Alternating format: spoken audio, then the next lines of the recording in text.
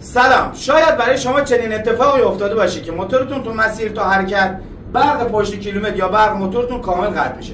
من تو این ویدیو به صورت رایگان بهتون آموزش میدم که چجور مشکل رو برطرف کنید. پس تا انتهای ویدیو با ما همراه باشید. بیشتر این مشکل برای چه موتورهای سنگین چه موتورهای سبک، اکثر موتورهایی که استارت خور هستن بس مثبت یا منفی موتور شله. مثل این الان می‌بینیم مثبت شله، منفی اوکیه.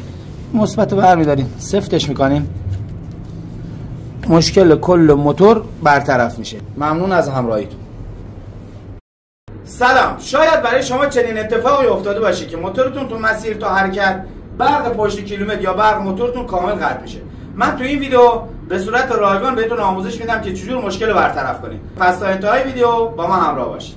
بیشتر این مشکل برای چه موتورهای سنگین چه موتورهای سبک، اکثر موتورهایی که استارت خور هستن بس مثبت یا منفی موتور شله.